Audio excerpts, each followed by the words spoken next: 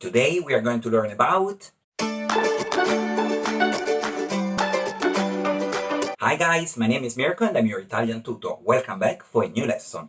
And today we are going to learn the preposizione articolata. The most hated topic in the Italian language for many students because it's quite complex. However, we're going to see patterns and when you're going to use the preposizioni articolate in the Italian language. So let's start from something. In English, you're going to say, I'm going to the restaurant. So you're going to use to as a preposition and the defined article. In Italian, we are going to do the same. What's the problem in Italian? In Italian, we have many defined articles. And if you want to review the lesson, link above. And if you remember the previous lessons, the defined articles can be masculine, feminine, singular, and plural, which means that the preposizioni articolate agrees in numbers and in gender with the noun. Obviously, you're going to use a preposition, so you want to specify maybe origin, possession, the quality, and then you're going to have a noun which is preceded by a defined article. We can say that the Italian language uses the defined article more regular than English. So you're going to encounter the preposizioni articolate more often. However, there are some exceptions where you don't need to use the defined article and you're going to use a simple preposition. For example, before names, you don't use the defined article. So you can say il libro di Marco or io vado da Giovanni. Before city, we don't need to specify the article. So you're going to say io studio a Roma, io parto per Parigi. Regarding city, there are few cities that are preceded by the defined article. For example, La Spezia, il Cairo, la Mecca. In this case, you might use the preposizione articolata. For example, io vado alla Spezia. Then, another thing that in the Italian language is different, for example, from English, in Italian we use the defined article before the possessive pronoun or possessive adjective. So, if in English you're going to say, this is my book, in Italian we are going to say, questo è il mio libro. So, also in this case, if you need to use a preposition, you're going to use a preposizione articolata. And you're going to talk about family members. For example, if you're going to talk about one single family member, you're going to use a simple preposition. So, for example, io vado da mia zia. However, if I'm talking about more family members, I'm going to say io vado dalle mie zie, because it's a plural. If you're going to add something more, so in this case an adjective, to one of my family members, in this case, you're going to use a preposizione articolata. So, if in the previous example I said io vado da mia zia, now I want to say something more about mia zia. So I'm going to say io vado dalla mia cara zia. Okay?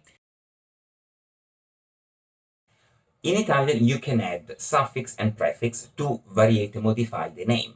So, if in Italian I would say io vado da mio fratello, one single member, so I'm going to use a simple preposition. But I'm going to add a suffix to fratello, and I want to say that is my little brother. So I'm going to say io vado dal mio fratellino. Okay? In the previous lesson, we learned about the preposition in and a, that you can use it with generic place. And it was tricky because sometimes you're going to use in, and sometimes you're going to use a. And there is no rule. So let's start with the preposition in. So in, you're going to use with generic place. So let's take an example. Luigi lavora in ufficio. So ufficio is considered generic because you are not specifying which office is working. So you're going to use a simple preposition. However, if I'm going to add something more about ufficio, you're going to use a preposizione articolata. For example, Luigi lavora nell'ufficio centrale. Okay? If I'm going to say like the plural, we are going to use a preposizione articolata. So, for example, negli uffici di Milano ci sono 500 dipendenti. With the preposition a, and someone told me, but last time with the preposition a, you made some example. For example, io vado a scuola, or io vado al cinema. Okay, we can say in this way. There are some places that are going to use a simple preposition, for example, scuola, teatro, lezione, a casa. However, like scuola or teatro, if I'm going to add something more, so I'm going to specify which place I'm going to, you're going to use a preposizione articolata. So for example, io vado alle scuole superiori, io vado al teatro della Scala, ok? With all the other places, you're going to use automatically the preposizione articolata. For example, Luigi è alla stazione, ok? We learn also that with countries, an island, big island, you're going to use the preposition in and out. Okay, so countries, 90% are singular. So you're going to say io vado in Francia, Luigi va a Cuba, okay? However, there are some set of countries that are considered plural. Stati Uniti, Maldive, Emirati Arabi. So in this case, you're going to use a preposizione articolata. For example, Luigi va alle Maldive. Io vado negli Stati Uniti. Okay? Then, when you want to indicate origin using the preposition da and the country, in this case, a country. So you're going to use verbs like tornare, venire, ritornare. You're going to use a preposizione articolata. Maria viene dall'Argentina. Io ritorno dalla Germania settimana prossima. Okay? So let's have some examples how you combine the preposition and the article, okay? So let's take this sentence. Il libro studente. So which article is you're going to use for studente? Lo. So here, basically, I'm indicating possession. So I'm going to use the preposition di plus lo. So combine is going to be il libro dello studente. Okay? Let's make an example that it's plural, so studenti.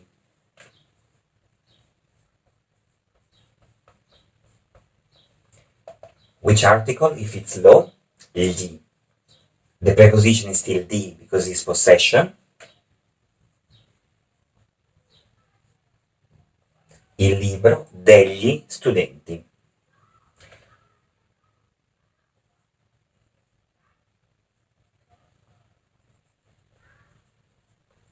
I hope that you can see because it's small. Studentessa.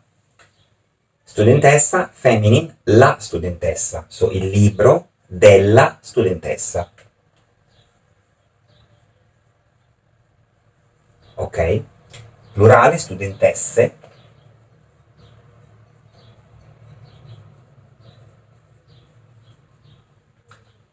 Which is the article? Le studentesse. Il libro delle studentesse. So now let's go to the table. You can see the define article on the top, masculine. The define article that you're going to use it in front of masculine and feminine nouns starting with a vowel, feminine, and the plurals. On this side we can see the simple prepositions, and here the preposizioni articolate and their combinations. This is the reason why you need to learn by heart, because there are many. But you can see that, for example, the preposition di and the preposition in change in a new word, so be really careful when you use them. The preposition a, da, and su, you can see that basically you attach the defined article, and in some cases, like for example here, you need to double the consonant. The preposition con, per, fra, tra, don't worry because you can use them separated, so you don't need to combine them. However, with the preposition con, you can see that there are two forms. A separated form, so preposition plus define article, and in brackets the combined form. Both forms are accepted. When we write, we prefer to use it separated. When we talk, we use it combined more often. but it depends also from which region you come from, but both of them are accepted. So I hope that you enjoyed the video. This was just an overview about the preposizione articolata. Do a lot of exercise, at least you can learn the combination, and see you in the next lesson. Remember to subscribe, give me a thumbs up, and share the love. Bye for now.